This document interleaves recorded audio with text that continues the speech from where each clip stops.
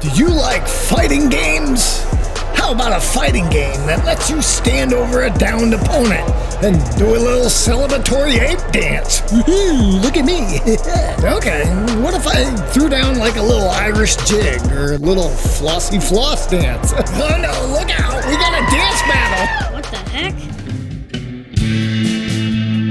And this is our review of Street Combat Fighting. I'd like to thank the publisher for providing me a review copy of the game. It was developed by Teleforge and published by Upscale Studio. This game surprisingly released on January 16th to the PlayStation Marketplace for the cost of $4.99.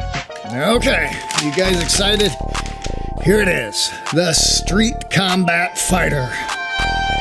Alright, I'm just gonna come right out and say, look, I've played a lot of bad games in my life, and many of which have found their way to my console because of this channel. Sports games, driving games, strategy, adventure, RPGs, MMOs, platformers, roguelikes, stealth, bullet hell, hack and slash, simulation games, and even the infamous deck builders. If it's a video game, I've probably played it, or at least a variant of it. There are multiple genres I typically really don't enjoy, but I can usually kind of understand the appeal for some gamers out there. Having said that, ladies and gentlemen, I present to you Street Combat Fighting.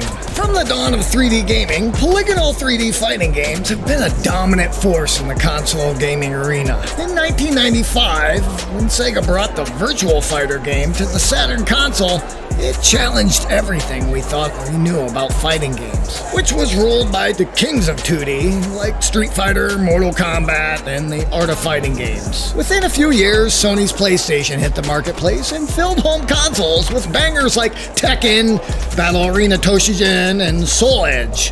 Fighting games were shifting into the third dimension, and this was 1996.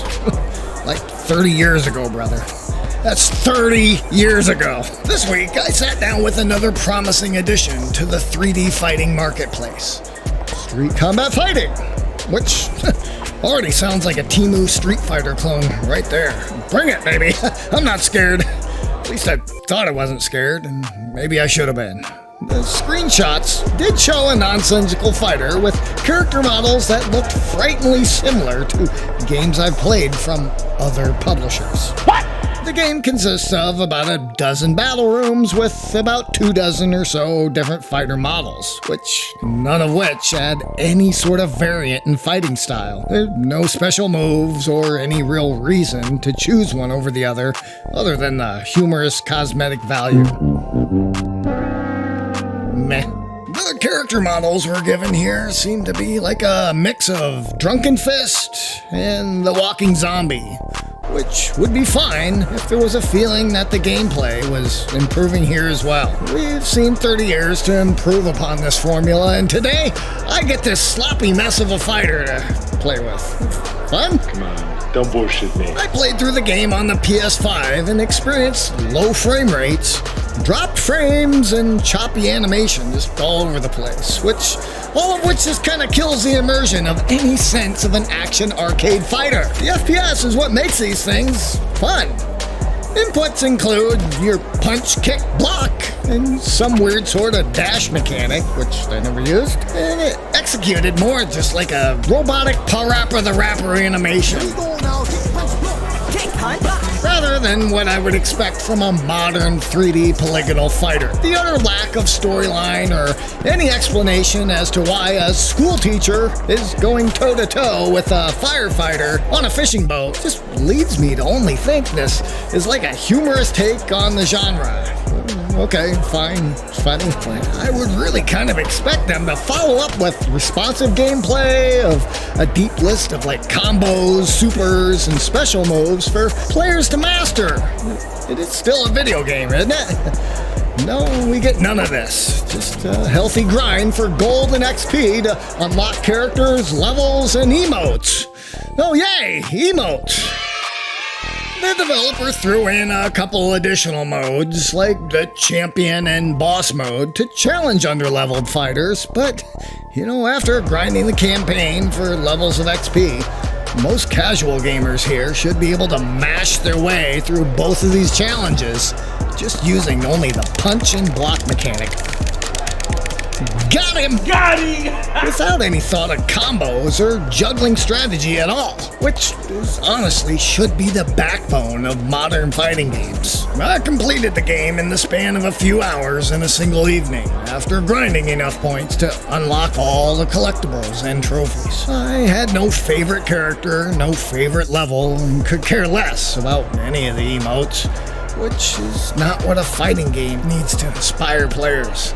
I have no reason ever to return to this game and felt like the $5 entry fee was just exchanged for the Platinum Trophy here.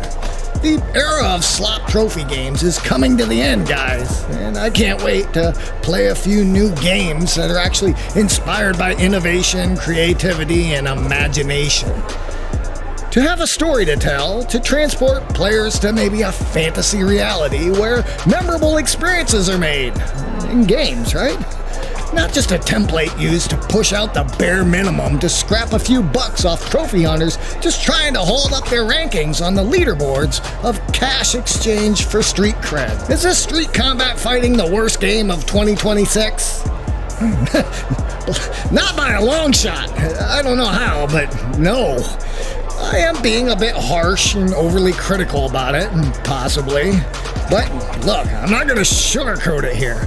Beyond trophy hunters, I don't know who this game is for, as I believe even an 8-year-old child would grow bored after about 4 matches. The game overall didn't crash, and all the trophies popped when the requirements were met, so you have that. And for that, we gave this old Timu a Street Fighter simulator 1 Beans out of 5.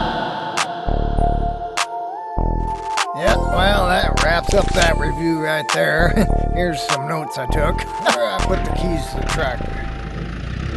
So, you know we make these new review videos every week, so if you're an indie developer or there's something you want to see, Or maybe something you don't want to see. And if you haven't noticed, I've been working with select publishers this year. Feel free to reach out if you're interested in adding your game to our future reviews. be sure to visit again next week. As we continue to take humorous stabs at some of the industry's new and upcoming titles. Edgar Allan Poe. Stay safe out there. We'll see you next time on The Frog.